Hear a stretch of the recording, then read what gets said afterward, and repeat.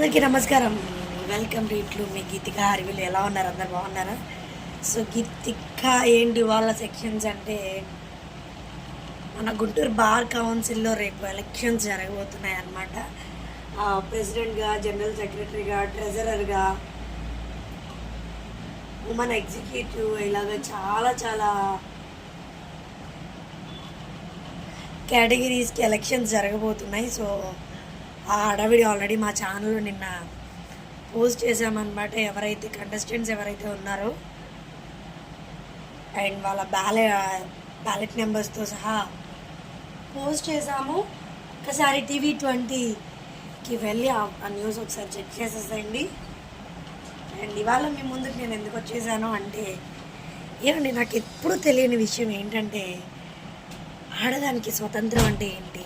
నిజంగా స్వతంత్రం అనేది ఆడదానికి ఉంటుందా? ఎందుకు అనిపిస్తుంది అంటే, అటు పుట్టింటికి పెళ్ళైన తర్వాత పరాయిది అవుతుంది, మెట్టినింటికి పరాయిది అవుతుంది. మరి ఆడదానికంటూ ఒక ఇల్లు అనేది ఎప్పుడు ఏర్పడుతుంది? ఎలాంటి సందర్భాల్లో తనకంటూ తన స్వతంత్రంగా తనకి నచ్చినట్లు ఏ సందర్భాల్లో ఉండగలరో నాకు చెప్పండి. మన దేశం అన్ని రంగాల్లో ఆడవాళ్ళు ముందుకెళ్తున్నా కూడా ఏదో ఒక విషయంలో ఇంకా వెనకబడుతూనే ఉన్నారు. ఎందుకంటారు? ఎలాంటి విషయాల్లో ఆడవాళ్ళు ఇంకా వెనకబడుతున్నారు?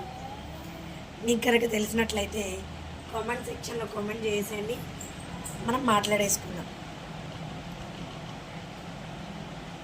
అండ్ ఇవాళ కూడా కోర్టులోనే ప్రోగ్రామ్ ఉందన్నమాట. కోర్టుకే వెళ్తున్నాను నేను.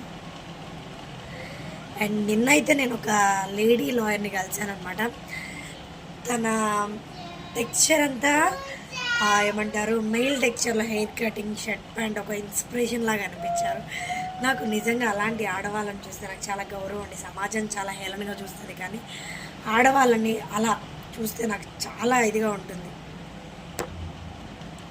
ఓకే ఫ్రెండ్స్, సెక్షన్కి అయితే టైం అయిపోయింది. Thanks for watching. బై.